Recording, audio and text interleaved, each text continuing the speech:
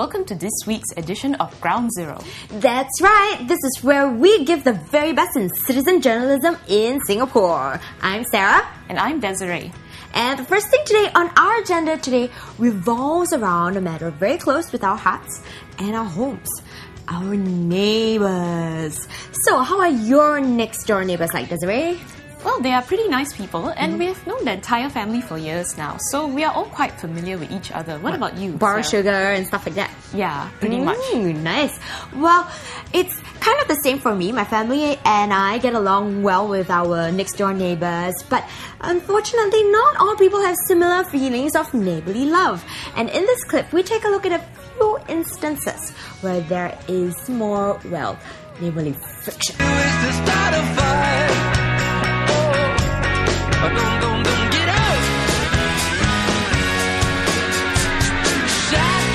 Take this story for example. Spiteful expat resident traps motorbike with flower pots for parking outside house. STOMPer Kelvin T said that his bike was surrounded by potted plants and there were bricks and bamboo poles placed on the bike itself when he parked it along a lane in Everton Road. That's not a nice sight. The STOMPer then added that he was verbally threatened by the residents for parking his bike there. He claimed that ever since an expat family moved into the area, he started having problems parking his bike there, and he thinks that the bamboo stick which punctured his tires some time ago was probably deliberate vandalism. After the STOMP posting was put up online, the expat resident herself wrote in and gave her side of the story. Miss Julia Hawker said that she did not verbally abuse the STOMPer or vandalize his scooter.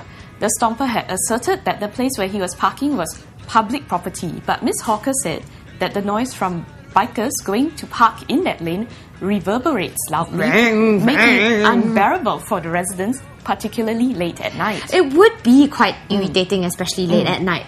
The resident added that she bought potted plants to prevent bikers from parking there illegally, and she even said that her property agent told her that the lane was common property of the residents because it was a dead-end lane.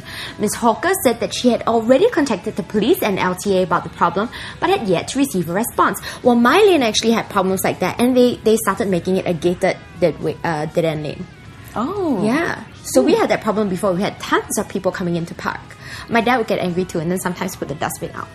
To prevent people from parking in our lot because our houses were too short to park inside the driveway anyway. Well, most STOMPers voted on the LOL mood meter button for both stories. STOMPer 59 even commented on the earlier story, LOL. I like the creative way they go around telling people not to park in their space.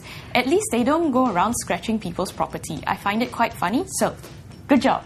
Oh dear, I don't know about like putting plants and everything around, but while STOMPer Cutely Evil said all it needed in the first place is for both parties to approach each other nicely and try to talk and resolve the issue. Kelvin T is wrong by not parking at a proper site and now trying hard to defend his illegal parking. Clean Green, a resident there, was trying to explain the whole situation but at the same time came across as trying to gather sympathy votes. Well, Desiree, I definitely agree with this STOMPer.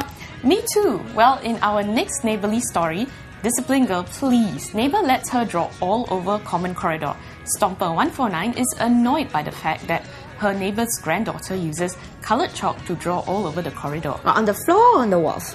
Everywhere. The STOMPer feels that the child should be disciplined by her family members and that the chalk drawings were tantamount to vandalism. Now most STOMPers have pressed the bold chat button on the mood meter for this story, but there were very differing views from the comments. A STOMPer, Coco Avery, summed up both points of view pretty nicely, I think. Yes, it's only chalk. Yes, she's only a kid. But people shouldn't make others clean up their mess. The kid should learn that it's not right to vandalize as well. What kind of person will she grow up to be if she's not educated properly? Well, that's a balanced viewpoint indeed. Well, from balanced views to not so balanced behaviour outside.